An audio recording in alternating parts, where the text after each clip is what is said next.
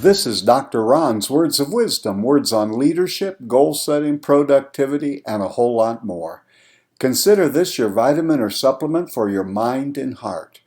And wherever you receive podcasts, would you mind subscribing to Dr. Ron's Words of Wisdom? Leave a rating and a brief written review. That would be very, very helpful. I hope you're having a great day. Today I want to talk about the leader's focus. Where is your attention? What are the things that you focus on? Early in my life and leadership, I focused sometimes on things that were out of my control. And now I try to focus on those things that I have some say in, that I have control, that I can actually control the outcome even. So let's just go through a list of the things that you should focus on as a leader, and the things that it really doesn't help you. It's counterproductive if you focus on. The first one is, it's my focus and my responsibility if I show up. And I don't mean just showing up on time and being there, but I mean how I show up. Am I prepared? Am I on time? Am I ready? Am I ready to contribute? Am I ready to make a difference? It's no one else's fault, and no one else is responsible for how I show up. And if there's certain things you're doing, I have control over how often and how much and how regularly I'll practice something. No one else is responsible. No one else can really help me. It's my responsibility, and I should focus on how much I prepare. If I'm going to a meeting, I need to be prepared, not just go in and flying blindly into a meeting and just taking it off the cuff. But do I prepare for the projects and for the things that I'm working on? Whatever my assignment's on, I have control over my preparation. I don't have control over how people are going to receive the reports or the projects, but I have control and should focus on my preparation and be diligent and do the very, very best that I can do. I should focus on my effort. I can focus on that. That's something I can change. That's something that is solely at my discretion. Too often we slack off, we don't put the proper effort and time into something, and then want to blame everyone else. Another thing you should focus on, because it's totally in your control, and that is your attitude. Now, I was having lunch the other day with a guy who everything that we talked about, he kind of gave it a negative spin. And I just said to him, why are you so negative about all of it? That you have a lot going for you. And he said, I'm not negative, I'm a realist.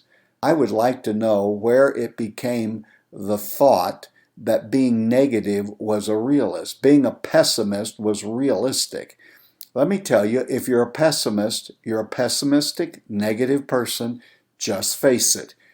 And you can blame everyone else, your parents, your teachers, your preachers, your neighbors, your kids, your spouse. On and on it goes. But no one else chooses your attitude. Where you are, how you think, how you conduct yourself, yes, even your attitude is your choice. Focus on making changes. Quit blaming circumstance, situation, and other people. You have control on your attitude. Why don't you focus on taking a positive attitude? Another thing I should focus on that's totally up to me is what risks I'll take. Now, some of us are a little more risk adverse by nature, and then there are others who just like to walk on the jagged edge. Most of us are somewhere in between. You need to come up with a plan on how you distinguish if a risk is worth what may happen.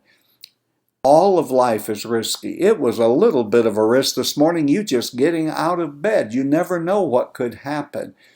But I control whether I'm going to live a timid life or whether I'm going to live boldly. And I decide, and I should focus on what are the risks that I'm willing to take. Another area I should focus on, because it's totally at my control, is how quickly I will try again when I fail. I didn't say if I fail, I said when I fail. Failing does not make you a failure. Failing means I learned a way not to do it, and look at what happened and learn some lessons and incorporate them into your life.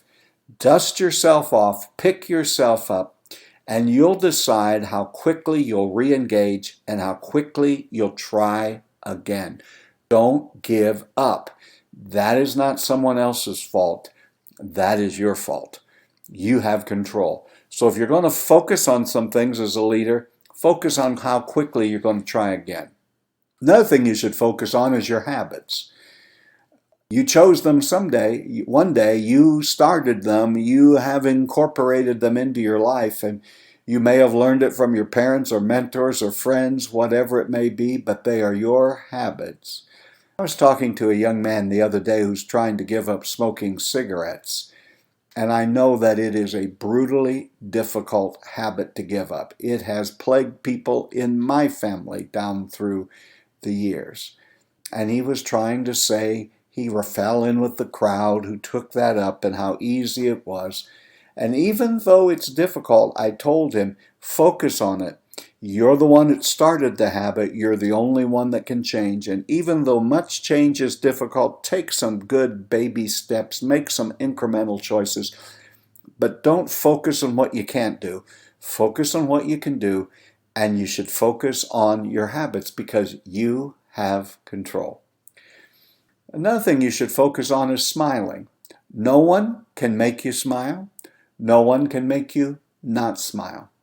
I notice that when I leave the gym, I don't know if it's the endorphins or what is going on in my mind and life after I've exercised, but I am usually a little happier. But what I've discovered is once I begin to smile, the people who pass me will smile back and they'll visit with me. They'll say, hello, good morning, how are you doing?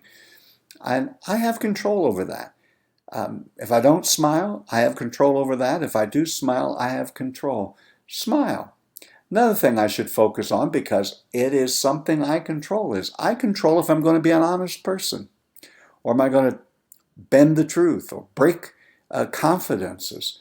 It's totally your discretion, leader. Be an honest person. You have that control. Focus on it. I focus on whether I'm going to listen to people when they're speaking to me. I have struggled with this all of my life. Whenever I take a personality test, I'm on the extroverted side, almost completely off the chart, which means I like to talk with or without information. But I have come to understand that the only times that I really learn is when I'm quiet and listening. And you may not think there's much you can do for other people, but perhaps one of the greatest gifts we can give to anyone else is to listen to them. And that's my choice. I can either slow down, listen to them, try to understand, try to empathize, not continually formatting in my mind what I'm going to say next, but really listen, seeking to understand. I can focus on exercise because it's totally at my control. I hear all kinds of people telling me they don't have the time. You have time pretty much to do what you want to do. Focus on the things that you have control over, and one of those is exercise. Now, maybe that's only part of it, I would say, and not just maybe, it is only part of it, but there are some things I have no control over, so I can't give it any focus in my life. Can you think of what those might be?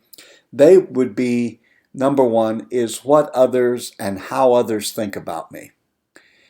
You would be the rare person if everyone you ever met left the meeting impressed, and there'll be times you make decisions that people will not care for you nor your decision making, and you can do the best that you can, but if you set up for yourself a goal that everyone is going to like you, you have no control over that. And sometimes if you have to choose between a principle or a person, you had always better choose the principle. You have no control over how people view you or what they think about. Now, when you're at a job interview, you can do your best, you can smile, you can be prepared, you can be honest, you can share your credentials. but you really don't have any control over whether they give you the job or not. So focus on the part of the equation that you have some control. If you're in a contest, an athletic contest, an academic contest, whatever it is, you can prepare, you can do your best, but you have no control over whether you're going to win or not. Let me tell you another thing you have no control over, and that's who your parents were and where you came from. That's just a fact of life. That's not even a problem. That's just a fact of life. And yet I meet people who are just stuck in that past, and you have no control over it. Move on. Lost time. Oh, we can focus on, oh, if I would have only 10 years ago really begun saving for retirement, if I would have only started exercising 20 years ago. Yes, the greatest time to have planted an oak tree was 20 years ago. But the proverb also says that the second best time to plant an oak tree is today. Yes, 20 years ago would have been the ideal time to plan for retirement and start working on your health and exercising, but the second best time is right now today. Don't focus on lost time and lost opportunities. Just start where you are today. Another thing that you need to quit focusing on is you can't make someone love you. Whether it's a significant other, a spouse, whether it's your parents, whether it's your child, grown children, do the best you can, but you can't make them love you. You can't control the economy. I continually hear people ringing, this is a bad year to invest in the stock market. This is a bad time for housing. There's always going to be things that are way out of your control, and the economy is one of them. Handle your own finances prudently, reasonably well, but you cannot control